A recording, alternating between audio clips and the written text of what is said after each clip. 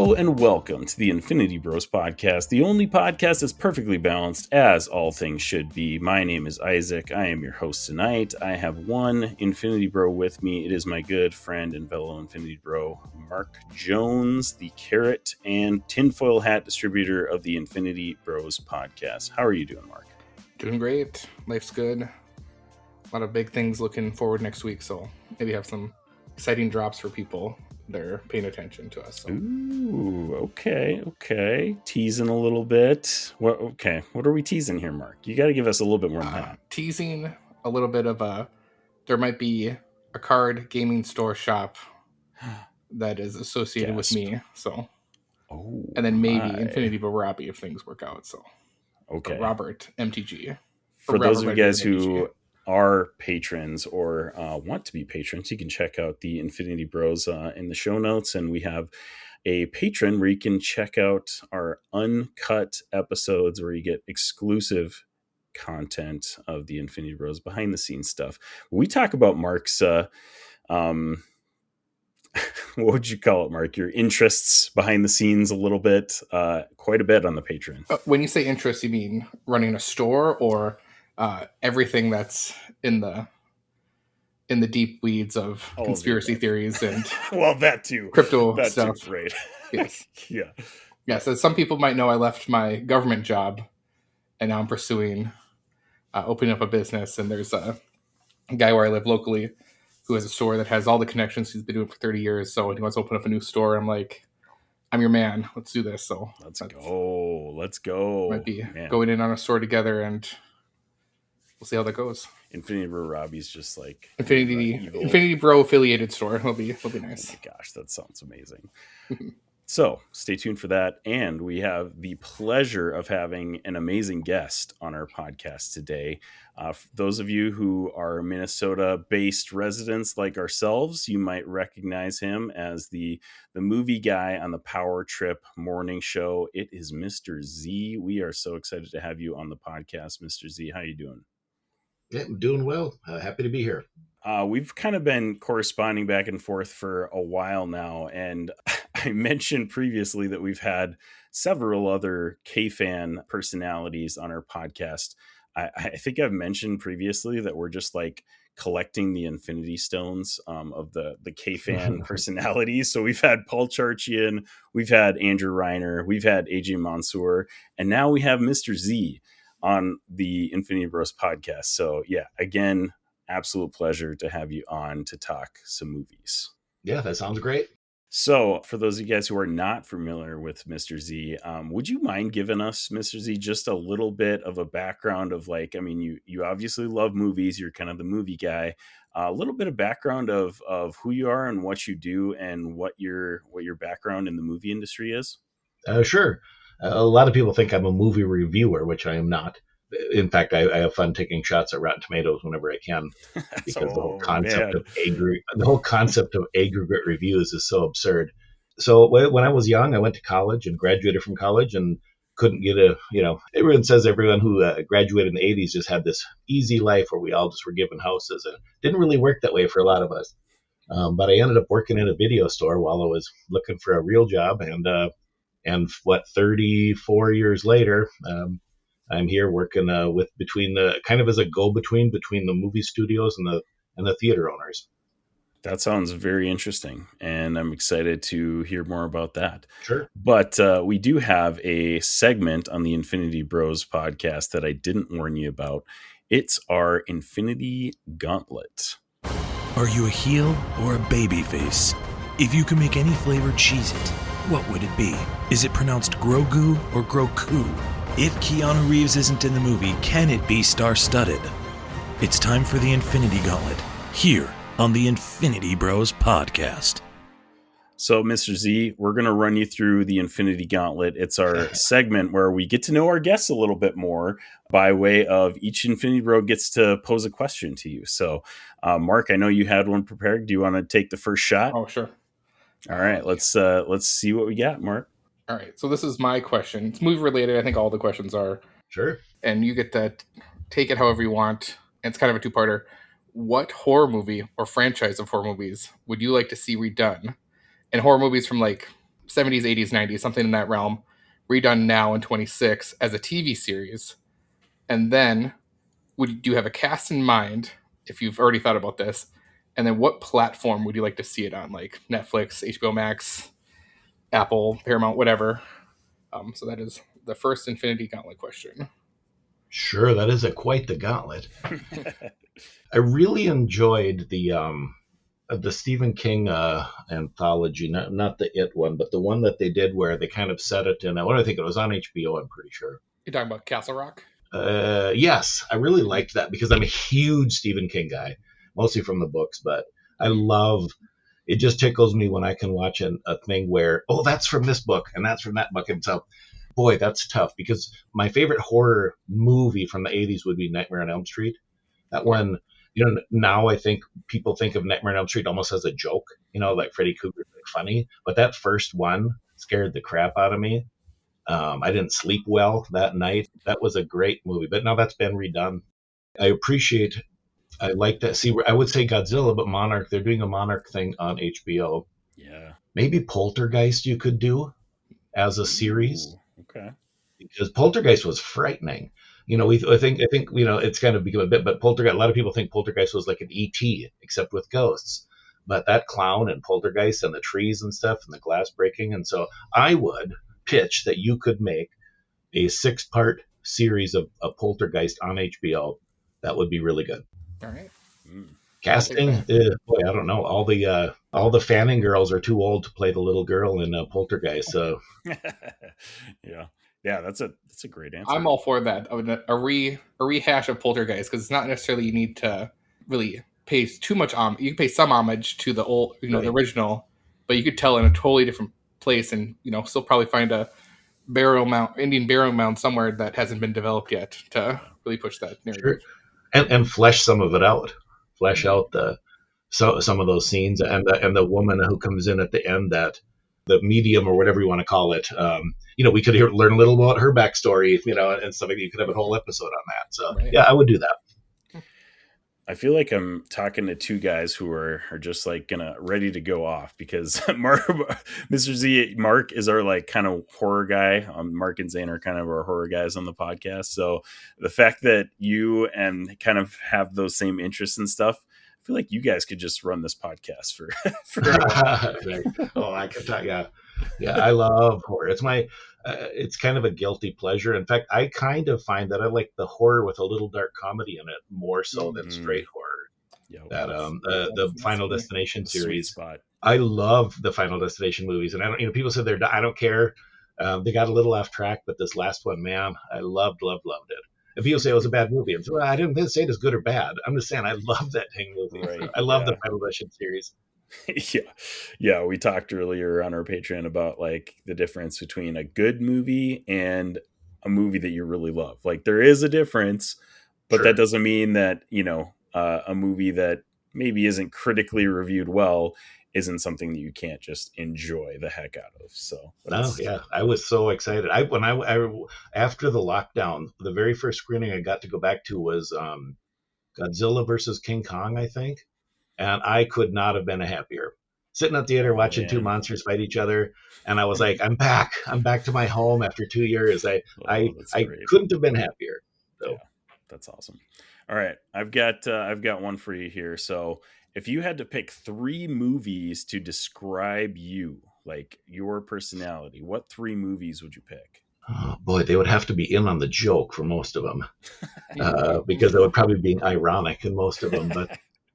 Let's see. So I would describe myself as I'm a skeptic, relatively intellectual not to, pat myself on the back, but I'm also maybe, I'm looking for a Terry Gilliam film, maybe like something back from Brazil, or there was one right after Brazil. I'm not doing anyone's favor because my memory is starting to go and I'm losing the names of all these movies. Oh, no, you're fine. Maybe let's just go with Life of Brian. Okay. Any mixed with the Holy Grail, kind of that whole Monty Python. That was what I grew up with as a little kid. I was watching Monty Python on PBS, growing up with that, and that really skewed my sense of humor for the rest of my life. And so, all of the Monty Python films from that era would probably be very descriptive for me. All right. I got two from the other Infinity Bros that are not with us today, but this one's from Infinity Bro Zane. He says, in your opinion, what movie has the best remake? I'm really good if you give me 3 minutes on these things. So let me. I know, we're springing I'm them on skimming you. really fast. The best remake. Well, it wasn't Running Man. I can promise that. That's fair. I mean, I could cheat and go way back to Wizard of Oz, which was shot as a silent black and white film and then redone in as a color. But that's sort of not in the spirit of I the don't question. know. I think maybe it is, though. That's My a pretty first good movie that answer. came to thought was A Star Is Born, the Lady Gaga Oh, one. yeah, that's a good Which one. then, I like the like that Barbara one. Streisand one, is better than the Going Wizard of Oz, Dorothy. 'Cause she's in the original Star Is Born, if I'm correct. So, Judy Garland. yeah, Judy Garland. Let's throw Wizard of Oz out there for the starters. All right, last question here. This is from Infinity Bro Robbie. He says, in your opinion, what needs to happen to bring the movie theater experience back to its glory days? Well, I don't know if it'll ever get back to the glory days because there was one of the things that's happening. There were movies that maybe didn't need to be in a movie theater, but the only way you could see them would be at a movie theater. And streaming does have its place. And so people could just make a whole mess of movies that they know aren't great and put them out there on streaming instead of the expense of putting in the theater. So we won't have a lot of, City Slickers 2 will probably never go back to the theater again because, it would be something that would go. But what we're seeing here, the last year especially, since Minecraft came out, and then with Iron Lung coming out recently and with Scream 7, what you're seeing is that this next generation, we're getting past the lockdown generation, the people who were locked up for, this new generation is really more about getting out, and we're starting to see it come true. Minecraft was kind of the thing that set it off when we started seeing people in the seats and not being destructive, but truly enjoying being out with their friends, screaming chicken fight, and and all of that stuff that they were enjoying being with other people. And that was what it was, is that we didn't have any good kids movies for years and years. And so families didn't come out with their kids and teens weren't coming out. And that's one of your bread and butters in the theater industry. So we're starting to see that we have another generation coming up that are packing the theaters. And we're starting to get kids movies. You know how desperate we are for kids movies? Zootopia 2 comes out, which is a perfectly good movie. Nothing wrong with Zootopia 2. What became the number one grossing animated Disney film of all time because there was nothing else to go to for 8 weeks. So here's what we have to do back is the studios have to start making movies that people want to see, not movies that are important. Nobody wants to go watch the news. Nobody's paying $12 to watch the news at the theater. They want to get away from the news and watch something that brings them to another place, another time that they can enjoy with their kids and have a good experience and be, before they have to go back to their whatever's happening in their real life. And we spent way too long making movies reflecting what was happening that weren't very enjoyable. Now, we need those movies, but that's not what people come out to eat popcorn, spend $60 for their kids eating popcorn. You want to be entertained. So that's what we need is that, and the studios are starting to see it. They actually are starting to care about making money, which is nice. I knew I liked you, Mr. Z, because this is exactly what I wanted to hear. I'm a huge animated movie guy. I love animated movies, and I feel like they get a bad rap. Like people don't take them seriously because they're animated movies, But the fact that this is what people want. They want an escape from reality, not necessarily to emulate reality. I'm totally with you on that. I think that was a fantastic answer. Yeah. Hoppers, I personally enjoy it. I brought my 18-year-old daughter to Hoppers and she liked it. I can kind of tell some of the times when I'm screening a movie, part of my job is it doesn't matter what I think of it. My job is to recognize what other people are who's going to like it, who's not going to like it, how much business I'm going to do. But I also know what I like. And I'm like, I liked Hoppers. I thought it was fine. It was funny. It only did 50 million opening weekend, but it's going to play for weeks and weeks and weeks. I feel like it probably has that longevity as a Disney Pixar film that is just going to be, it's going to be around for a hot minute. Well, and box office wise, there's again, we're talking about families. So opening weekend, we're coming up on spring break. Parents, I had 3 kids. We often save that kind of stuff. They're like, can we see Hoppers? It's like, well, you're on spring break next week. Let's wait. Or we're going to grandma's this weekend.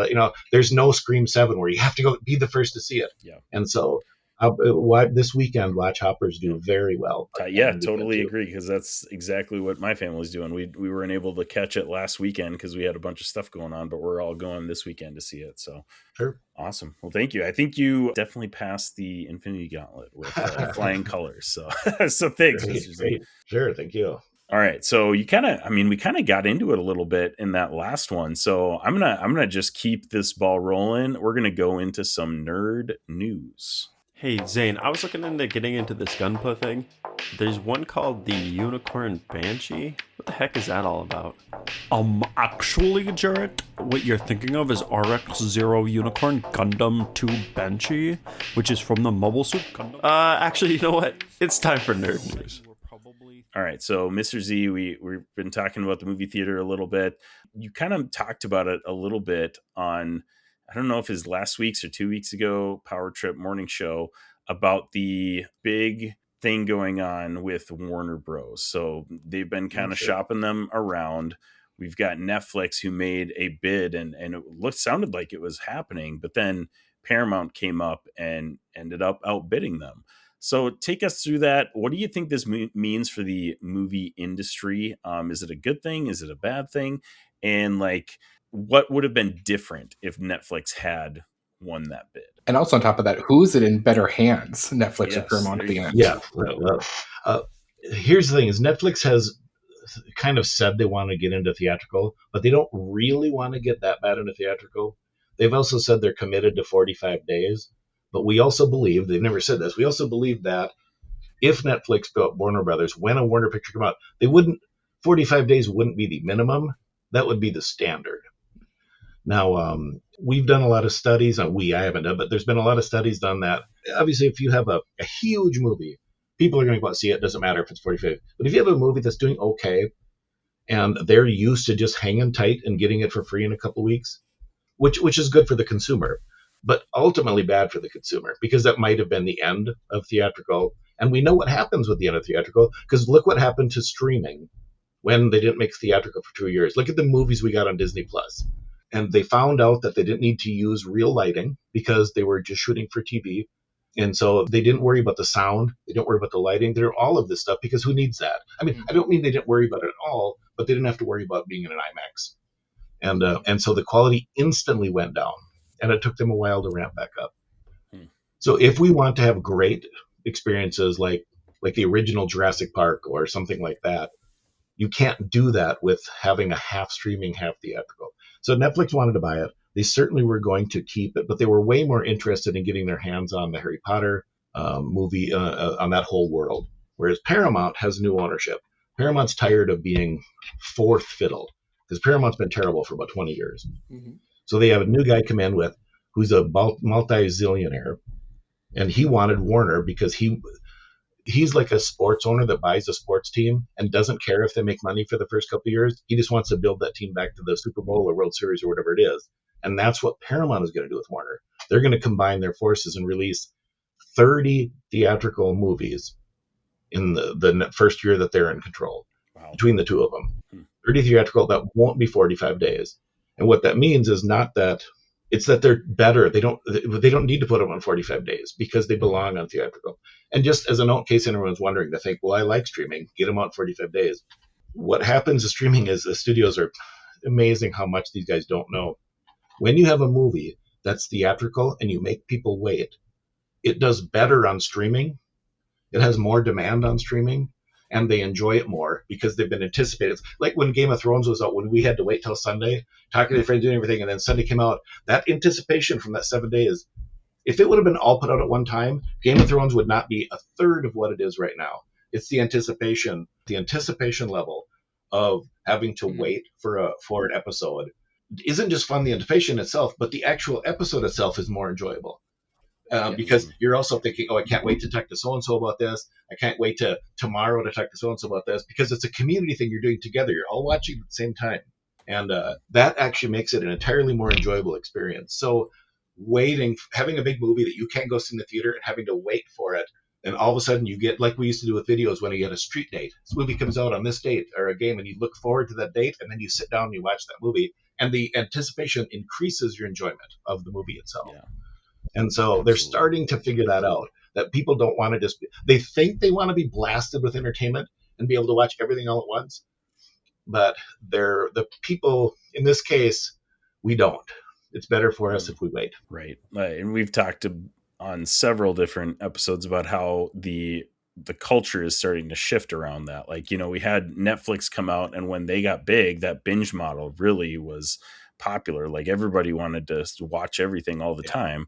And then now, like, we're getting all of these platforms, Amazon Prime, even Netflix has started doing, like volume 1, volume 2, volume 3 drops.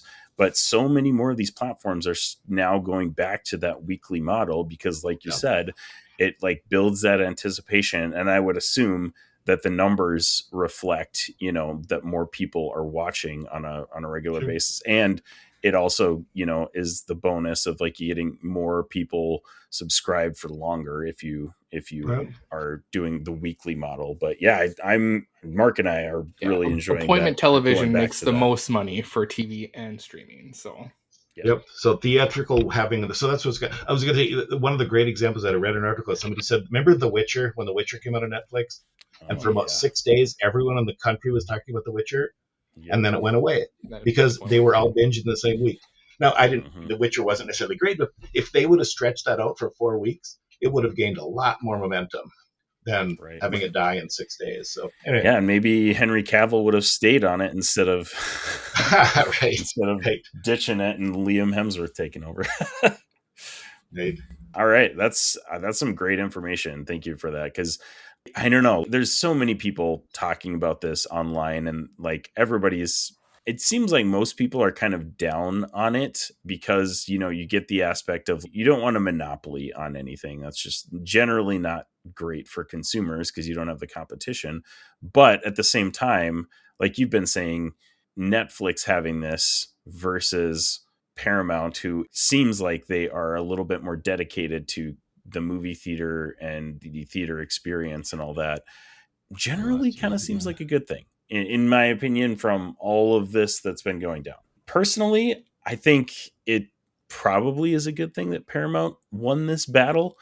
I just don't know, like, for the future of everything, WB going anywhere, do you think this is a good thing? Or, I mean, I think you mentioned even on the Power Trip the other day as well, that like, if they didn't get sold off somewhere, they would eventually just start selling their assets and kind of dissolve as a company. So selling their individual pieces out there. Yeah. No, it's very good. And now keep in mind that Paramount was a distant fourth. If you go back over the last 10 years or 20 years on the box, who wins the box office? It's Disney, Universal, Disney, Universal, Disney's.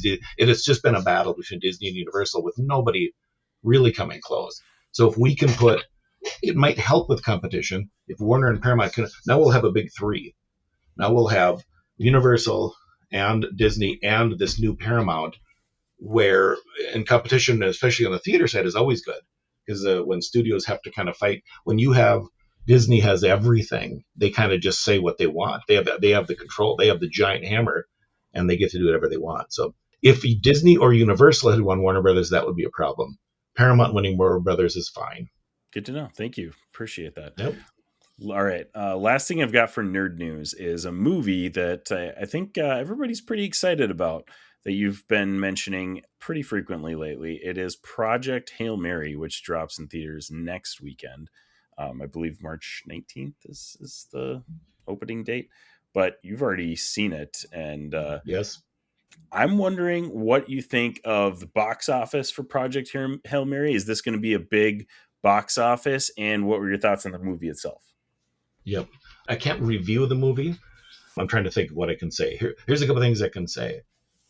Speaking of the Oscars, which is god-awful, we'll know if the Oscars even has if this movie is not on the Best Picture list and if Gosling isn't on the Best Actor list, I would be shocked, like truly shocked, that's what we're looking at. I mean, he was, so I'll hold back, but that's kind of stuff we're talking about. It's longer movies. The book was a big deal, and so people are really nervous about whether or not, and the people who enjoyed the book are going to be perfectly happy with 99% of the movie. And so, yes, it's going to do a lot of business. It's going to get somewhere. The only thing that'll kill it is it's 2 hours and 20 minutes long. And sometimes some younger people don't. It's a long time, but yes, I'm excited for it to come out. It's going to do a lot of business. It's not going to be, Avengers, but it'll be more, way more like a real, like a Christopher Nolan type film. Okay. The box office that we see around something like that. So that's what I would expect for box office. Nice. That sounds awesome. I'm Yep. very excited for it as well. I mean, this is one thing, like I don't really go to movie theaters that much these days. I've got young kids and it's just Sure. tough to get there. But this is a literally movie that I've been thinking like maybe I should just go myself. Like maybe I Yeah. should ditch the family and go check this one out because it looks so good. Ryan Gosling is great. I mean, Yeah. everything about this movie looks great. Yeah, it's really good. I would, in fact, because I've been doing this, once I got in theatrical, I'm often by myself or with just a handful of other people who do what I do. And I've kind of grown to like it. I kind of like going to movies by myself, putting my feet in. So I'm kind of used to it. So I have a good time. Although I did, after I saw Weapons last year by myself, basically, as soon as it came out, I grabbed my whole family and said, we're getting in the car. And we're, because I never get to see movies with them. But I said, we're all going to go see Weapons because it was my favorite movie of last year. So. Spoiler, there it is. Oh, sorry, yeah. No, yeah. you're fine. Maybe it wasn't. Maybe. That's awesome. No, I actually had a similar, well, the first time I ever went to a movie by myself, I was in high school. And I was like, this is the weirdest thing ever. Like, I don't like this feeling of being by myself in a movie theater. Probably just because it was like, that's how it was in my mind. Like, a family / friends experience. Like that's what you did. Right. You brought everybody to the movie theater. But then after I had kids, I went to, I think it was Guardians of the Galaxy 3 was the first movie I went to like by myself. And I was like, Sure. wow, this is actually really nice. Like Yeah. I kind of want to do this more often. Just had myself a beer and a big bowl of popcorn and Yeah. you know what? I kind of like this experience. Yeah. See, I love going to movies by myself. There's the social aspect of being out with people in a really fun movie. But sometimes like a movie like Project Hail Mary, you don't even really want to talk. If you're out with good people who really want to see the movie, your best bet is to be quiet for 2.5 hours, then go out and talk about the movie, and that's the best, is go out for a drink and some calamari and talk about the movie after it's over. Very much having the social recap of what everyone thought, almost like you're sitting down to do a podcast or talk on the radio, but you're just getting everyone's input on that. Yeah, yep, it is. And so I don't mind going alone, and then we all convene out afterwards and talk out in the lobby instead of trying to talk about it in the movie, Right. or people asking me, who was that?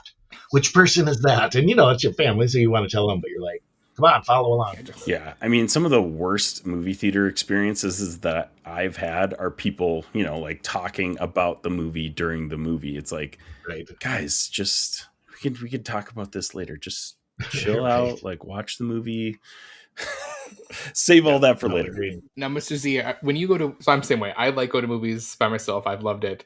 I even loved it more when I lived closer, or lived in the metro area of Minneapolis, and movie theaters would have 9 a.m. and 10 a.m. showings.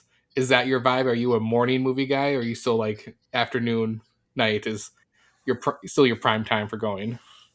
I would say the best thing is when I'm out at a convention, when we're doing CinemaCon, or back in the old days when it was Show West. The best thing is when you'd get up in the morning, you'd have breakfast, and they'd do a screening, and then you'd have a lunch, and you'd hear from some director or some actor, and then you'd do a 1 o'clock movie, and then you'd do it at dinner, and then you do a presentation, and you have a 7 o'clock movie, and that's a fun day. But of the three, I love getting for us. This is great. That's amazing. I honestly, for work, I love getting up, having a little breakfast, having a Diet Mountain Dew or something, and then going to a movie, because it's a good way for me to start my day if I can watch a movie first and then go get my emails and all that stuff. So I love morning movies. Yeah. There you go. That's awesome. Project Hail Mary, March 19th is dropping. We're very excited for it. So, and look forward to hearing more from you, Mr. Z, and from other people on that one. So, well, yeah, right. I just got a little something came in my head, because it seems to me it's like a weird 2026 thing. Is like we get Project Hail Mary, and like 3 months later, we get Disclosure Day movie. So I'm just wondering, like, what are the odds we get those type of movies in the same year? It's kind of like getting the, Final Impact and Armageddon in the same year, like that type of thing. Right. I saw the new trailer for, I hope I'm excited for Disclosure Day. I trust everyone involved in it, but I don't know. I was watching the last one, and the CGI animals are coming up, like looking to the house or whatever. And I'm like, whoa, whoa, whoa, whoa, whoa, hold on a little bit. This better not be post production here. So Right. I was really disappointed in that, but everything else looks really cool. So I can't wait. I trust them. Sure. Next thing that I wanted to do, Mr. Z, is get your thoughts on something that is near and dear to our hearts. So, Avengers Doomsday and Spider-Man both are coming this year, which, I mean, this is the basis of our podcast, is like superhero movies and stuff like that. So, obviously we're very, very excited for both of these movies. And we have because we started this podcast when Endgame came out. Like, I that have was to like retract that. I know I said that in the Patreon. It's actually Infinity War, because it was also the Was it Infinity War? last season of Game of Thrones, and I believe that was 2018. We were wow, doing both right. of those. You're So right. 2018 is actually the Gosh, year. that's wild. We've been doing Peak it this podcasting long. there, yeah. Peak podcasting, exactly. So, anyways, yeah, I mean, we came out at that time when the superhero genre was literally at its peak. Like, Mhm. everybody and their mother was going to Avengers, Infinity War, and Endgame, right? So, and obviously we have, because we have the history that we've followed the MCU and other superhero movies through kind of this, trend of like kind of falling out of favor with the general public. What are your thoughts on the box office for Avengers Doomsday? Because I'm just so fascinated at how this is shaping up to be. Obviously Marvel wants to get everybody back in the theaters for another just massive event. But Sure. the movie theater industry has changed so much in the time since Endgame. Sure. So what do you feel like this is going to be? Is it going to be $1 billion movie, or is this something that is because of the effect of the movie theater industry and where we're at right now? Do you think this is not going to be quite as big of an impact as everybody thinks it's going to be? Well, let's go to Doomsday first. There's a built-in audience for Doomsday, as you know. So we're not talking about that audience, because obviously they're going to come. Yeah, right.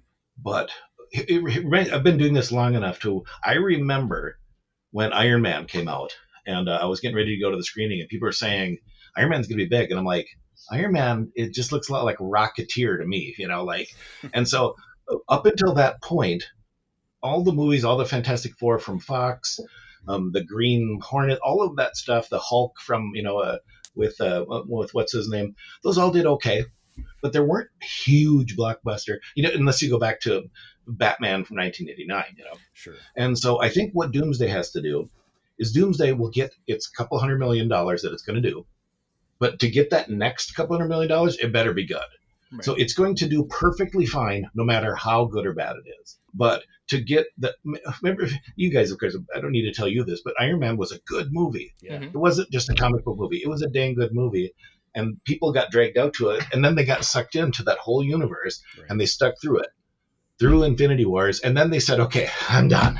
And so we need to get if they're going to get it, it isn't going to start where Infinity Wars ended. It's going to start more where Iron Man started, is what I see. Because we need to get those young people, the 22-year-olds who it's not their generation, they don't believe it, and they're going to have to be the ones that come out and go, tell their friends, dude, you got to go. That's the only way you get to $1 billion. So $500 million, easy. That's a really good perspective to have, because obviously guys like us, I mean, we've been in this for the long haul. Like, we're going to every movie no matter what. But like to see it as a beginning, almost, to like get young people in the movie theaters to watch this, and then even if they haven't seen the rest of the MCU previously, that's a really interesting perspective. I appreciate that. And I thought they did well with I really enjoyed there's a lot of Marvel stuff. What was the one that came out last year? Thunderbolts. Oh. Didn't do a lot of business. I enjoyed Thunderbolts. I felt that it was well written, done, and it didn't do a lot of business. But then you went into the new Fantastic Four, and it started getting a little speed. People started going. Critics started liking it. People started going, yeah, I'm not a big comic book guy. I kind of like that. And so we're ramping up, and then they're going to keep going. And so that's what we're hoping. But again, and it seems like they're staying away from the Ant-Man 3 style of filmmaking and trying to go with a better style of filmmaking with the new other. Being very careful. So, yeah. Yep. And to go off of what Mr. Z said about kind of getting that fan base for Doomsday, is if Marvel's whole plan is to reset the whole MCU with a younger cast, you kind of got to get them hooked now. to then Sure. set that up to then, hey, new generation's we're gonna be making movies for them, and us are still gonna go see it, but it's like we're getting that audience to then build that future. Yeah, well, think of the lead up to the first Avengers with starting at Iron Man, going through the Thor movies, which weren't my favorite, through the Captain Americas, which had some good and bad one, and through up to all this stuff, and then we get to Civil War and we get to Avengers, and we've sucked in all those people that want to see what happens next. Mm-hmm. And so Doomsday's a little early to think of that in the End Game or Infinity Wars. Yeah. It's more like the first Avengers. So yeah. I don't know. Spider-Man seems like it's its own kind of beast at this point too, Spider-Man because will you make got $1 billion because it's Spider-Man. Yeah. It's like, I mean, you got all of the history with all of the other Spider-Men and movies and everything, and obviously it's still part of the MCU. But like, how do you feel like that's got a little bit more momentum than Doomsday right now? I think so. This Spider-Man thing, if we go back to the last one, was No Way Home? No Way Home, yeah. That was kind of one of the first tests about, because if you remember that one opened to 200 million and ended up doing a ton, and that was after the lockdown. People, there was, every 20 years people say movie theaters are dead, and certainly after the lockdown it was a lot of, well, and then No Way Home comes out, and albeit it didn't have any competition, but for 8 weeks it did crazy numbers and people, and so we knew right then, okay, people will come out to the theaters. Mm-hmm. You just got to give them something they want to see. Exactly. The downside of that is that was so big because it had been so many years since a movie like that had come out.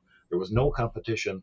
It's almost unfair to compare the box office of this one to that and say, oh, it did 20 million less, or it did 10. No, forget it. Don't worry if it does 10% less. It doesn't mean anything. So it's like when you open up a new bakery and everyone stands in line for donuts, and then 3 weeks later there's not a line. That doesn't mean the donuts are worse.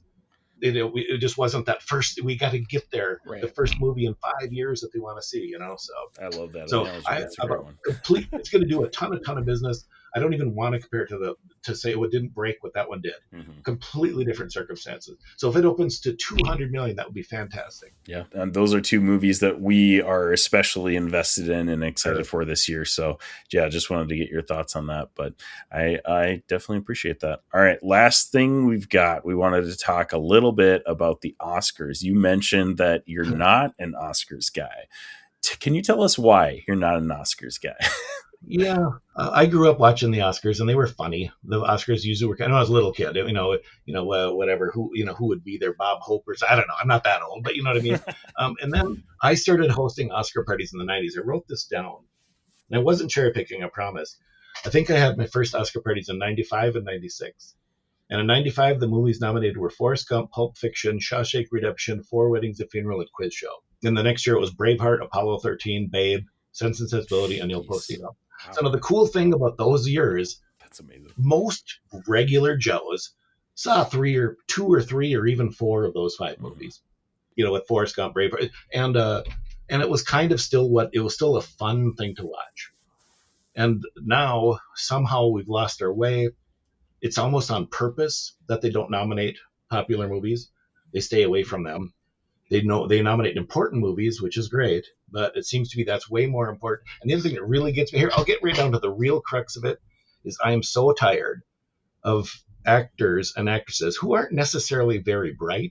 They might be, they might not be. They didn't get to where they are because of how smart they are, but yet we continuously have people either patting each other on the back, telling how great each other are, then they tell how great they are, and they important that they give their feelings about not movies, but other things that are happening in the world. And it's like, how many speeches do we have to see? I'm trying to watch the ESPYs here, not, I don't want to watch, it's become almost pointless. It's almost like the anti-movie award. It's like, what are the opposite of people want to see? And we find the movie that is the most likely movie that nobody has ever seen and give that the award. That's so true. In fact, they gave La La Land, and that was way too popular. So the last minute they said, wait, not La La Land, Moonlight. And they're like, okay, too many people saw La La Land. So. When I was looking at the lineup for last year, 2025's, I don't think I saw any of those movies. Like they had Anora, Emilia Perez, Complete Unknown. I did watch A Complete Unknown, Conclave, Nickel Boys, I'm Still Here. And Anora won Best Picture last year. And all of those movies, like you're saying, are just like kind of these like offbeat, artsy type films. And like you said, a lot of them probably do have an important message. Sure. But, and that's great. Yeah, that's great. But guess what?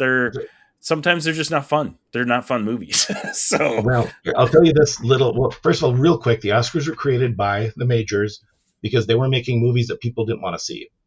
So this basically true story. You can look it up. So the heads of the studios got together and said, we need to come up with an award show. We'll kind of take turns winning it on a movie they spent a lot of money on that nobody went and saw. And so they gave 1927, they gave Wings Best Picture, and they took turns after that. So, they don't do that anymore. But I will tell you this, and I can't prove it, but I've heard from enough people. Of those, 10 movies that are nominated, the number of people who vote for this, who've seen all 10, can't be 5%. And I will tell you this, that the number who've seen 4 is less than 50%. So most of the people who vote don't watch any of them. They talk to their friends, who's the cool one to vote for? And there's no accounting, no nothing. They just vote they put their finger in there, they see where the wind is blowing, and that's how they vote. Right. And we've had interviews or questions, I should say. They're not interviews because technically they are anonymous, I believe. But anonymous, right? Yeah. But they've had people that, ask them questions, and literally the judges have said, yeah, I didn't watch that movie or whatever. It's confirmed basically that this is what you're saying. Like, they haven't watched these movies, which is, for somebody that is, picking an award show, it's just insane. It's to think of how useless it is to watch a thing that is talking about movies that most people haven't seen, that are voted for by most people haven't seen. And I said, and I don't know if you guys are football fans, but to me, this would be like people rushing to the TV to watch the Pro Bowl and then discussing what happened after the NFL, the Pro Bowl and how well the players played. It's like, no, nobody watches the Pro Bowl. They don't try. Mm-hmm. It's not a thing. And then meanwhile, everyone's patting themselves back saying, I love you. We're all, they're not saying we love you as a consumer. They're saying we love each other as actors and actresses. And we need to stick together. There was probably 2 to 3 years ago when Ricky Gervais hosted, and he said this line that I will never forget. It was like, don't just lecture us, like, stand up here, thank your God, thank your people, and then go sit down. Like, don't lecture us, basically. And for all the controversy and all the questionable jokes that he had up there, that line will always just stick out to me. I'm like, yes, please, like, just go up there, be yourself, thank your people, and then go sit down. Like, you don't need to give a big long don't lecture. And I think he also said, don't lecture us watching, because we're not the same type of we're not the same. Exactly. Ricky Gervais created The Office. He knows what is funny and what's not funny. He knows what people like and what they don't like. Mm-hmm. And so he's honestly sometimes, I think, saying people don't like it when you do that. Only you guys here like it, but at home nobody likes it. So oh well, what are you going to do? Yeah. Exactly. So now what? Assume it's moving to YouTube, I think, pretty soon. Yeah, so 2029 is what I saw this afternoon. Yay. On YouTube, really. So what's your thoughts on this? Like, you get the, these bigger award shows. What's your thoughts on what used to be SAG? I think they call it the Actors Awards now, like, where that's actually voted on by the actors, where it's like, sure. Does that have the same to you feeling, where it seems like that at least they respect the craft a little bit more than what I would say, like, where my conspiracy theory is some of these award shows, the bigger ones, where they're campaigned to get these awards to help out.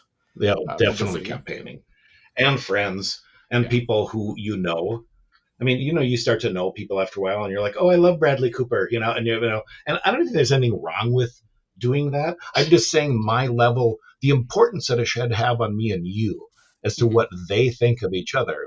It might be interesting, but I don't think it's worth watching 4 hours of TV of your life to find out whether, Emma Stone likes Bradley Cooper. Do they vote for each other? It's kind of interesting, but it's not worth watching. Sure. Okay. So, despite all of this talk, you mentioned that Weapons is your favorite movie of 2025. Did you feel disgusted or snubbed, or were you just not surprised at all that it didn't get a nomination, or it got a few nominations for other categories, but Best Supporting Actress, I think. Right. Yep. Which I think she actually won at the Actors Awards, which was cool. That was a cool representation. I didn't even realize it was Amy Madigan until, like, I don't even know if I knew it until after the movie, I think, before I figured it out. So wild. You know what? 20 years ago, it would have bothered me that Weapons didn't get nominated. because I still felt there was some credibility to the nominations. Because horror movies, when's the last horror movie that you loved that got nominated for a Best Picture? It doesn't happen very often.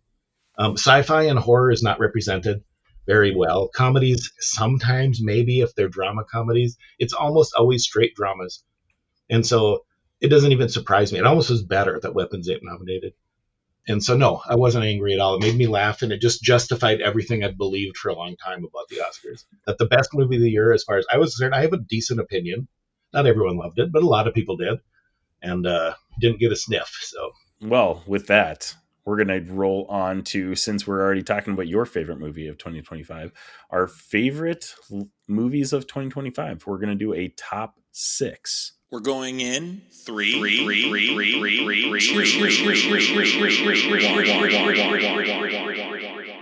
You're entering the top 6 on the Infinity Bros podcast. starting now. All right, so you already shared that, but I'm going to save yours for last, actually, because you're the guest. Sure. We want to highlight yours a little bit. So Mark and I are we already shared ours on our 2025 Stanley Awards show last week.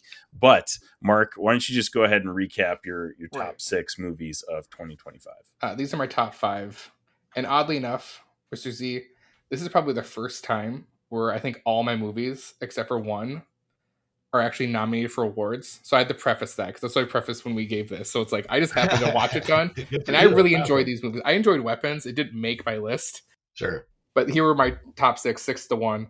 Begonia, Wake Up Dead Man, Frankenstein, F1, One Battle After Another, and then my top one was Sinners.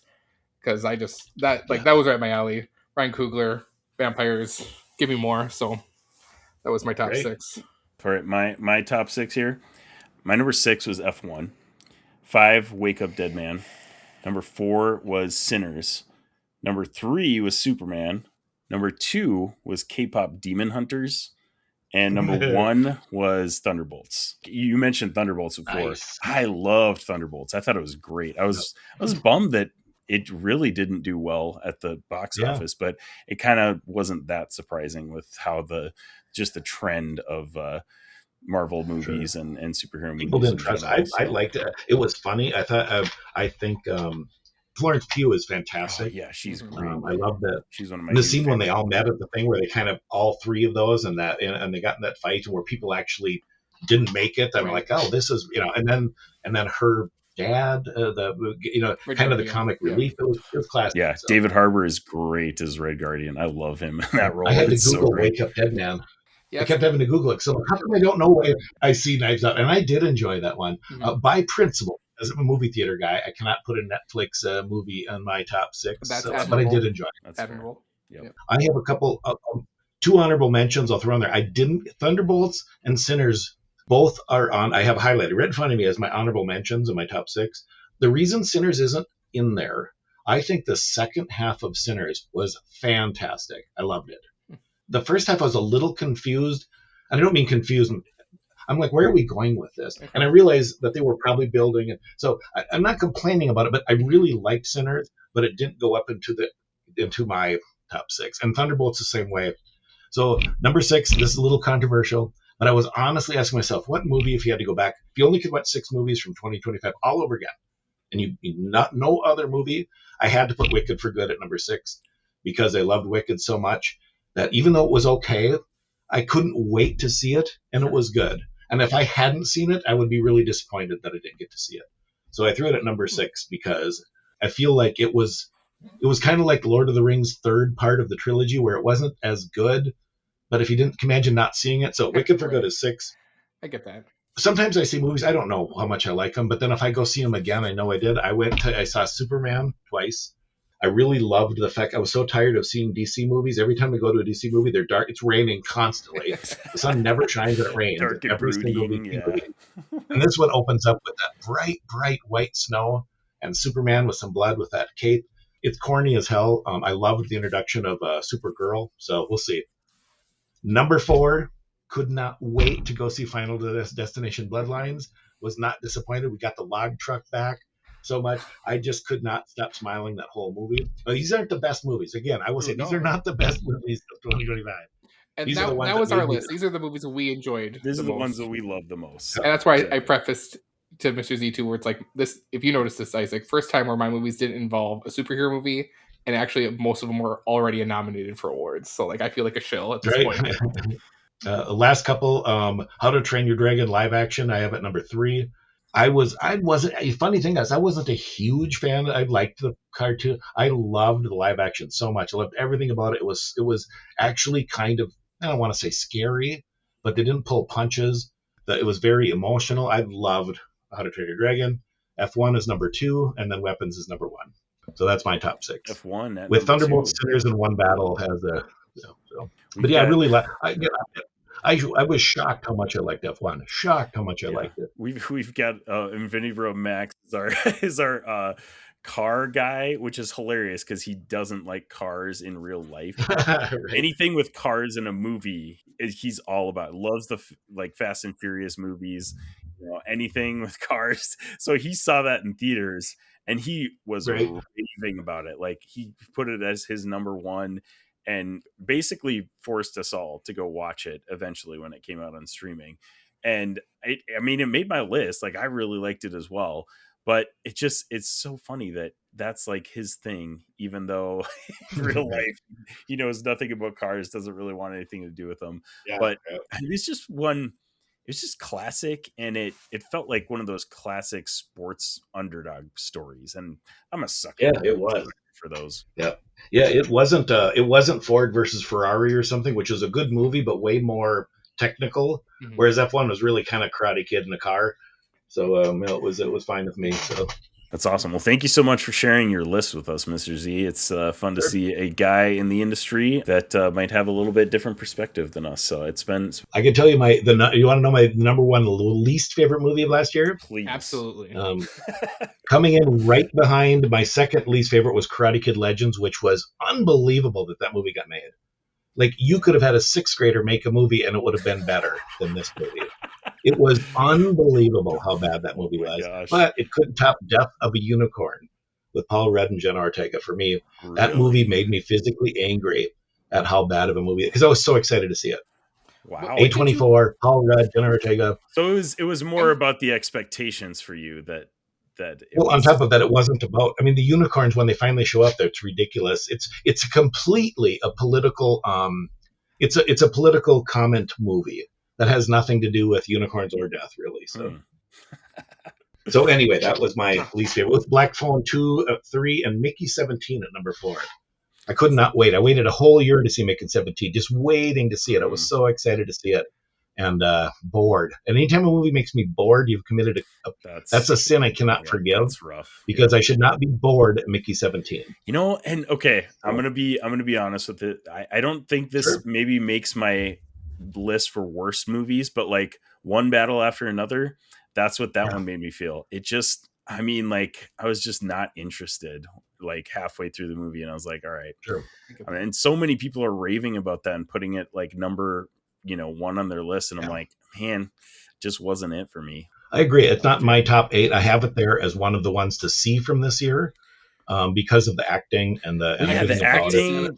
Technically, it looked amazing, but just the story itself, I was like, man, yeah, not my. So, Mr. Z, you haven't seen One Battle After Another yet? Oh, this will go into what I was, because I got asked this on Power Trap, and I got interrupted I got an emergency phone call, so I saw the first like half hour, had to leave for about an hour, and then had to go back and catch the end, and so I didn't get it. So I haven't made too many comments one way or another about whether it's good.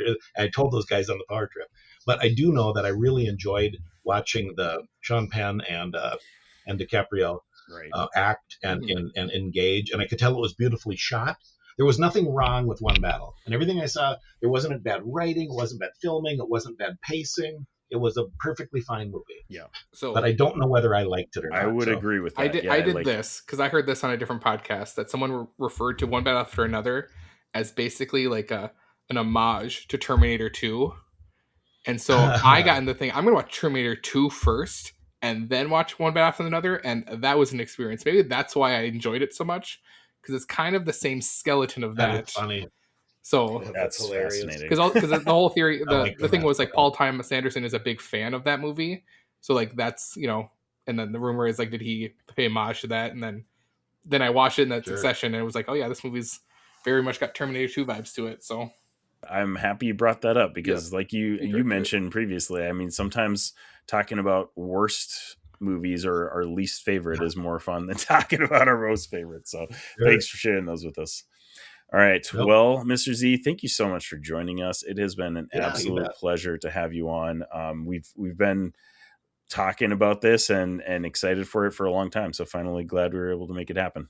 Yeah, no, great. I look forward to it. My son's in college now out at an engineering school, but he's a huge Magic the Gathering guy. And so I've learned a lot about Magic the Gathering. So I told him about you guys, and I'll show up at your shop if you open one somewhere. So all right. Let's go. I'll bring my Let's son. go. That will be Yeah, spread huge like a MTG wildfire if that all goes down. So It's funny how big that has gotten. Especially, it's funny when he was leaving us. We'll go this real quick. When he was getting ready to leave for college, he's going to an engineering college, sure. and he was playing MTG with his high school friends. And he said, "I said, you bring in your Magic Gathering stuff." He said, "I don't think that it's going to be really a thing at this college." And I said, "Dude, you're going to an engineering. It's the thing." It might not be the people in engineering. It probably will be, but there's going to be a club that does it. Yeah. Well, the reason we're so into it is because Infinity Bro Robbie, and he's 33 years old like the rest of us, and that's basically his life. So I'm sure he'll find his It's a people. big deal. It was D&D, and he said the first week he was there, he said he was reading some magic stuff in a library, and somebody walked by and like secretly dropped a secret note. And he opened it up. It was an invitation to a Magic the Gathering club at like midnight in this room. And then it was a blast, and so it was like 2 days in, he was already in some club for Magic the Gathering. So yeah, That's amazing. That's awesome. Thank you so much for that. So Mr. Z, where can we find you on the internet? The only thing I really do is I do have an X account, a Twitter account at Mr. Z Movies, and I try not to. I mostly post either funny stuff or movie stuff. So. That's the only thing I do. That's the only place you can find me. And you can listen to him on the Power Trip Morning Show on Fridays. Yeah. Is it usually around like 7 or 8 a.m. or something? 6. Most people hear me on podcasts because I'm on 6:20 now. So I have to get up at 6 so I'm not too sleepy to talk about it. So yeah, we can listen to the Power Trip Morning Show like we do and listen to Mr. Z and have his movie takes. I really like listening to you on the Power Trip because I feel like those guys are not quite as involved in the entertainment and movie scene as we are, so it's fun to hear you like educate them on what's going on in the movie industry. So when Iron Lung came out, 3 weeks before Iron Lung, I'm saying, you guys, this is a big deal.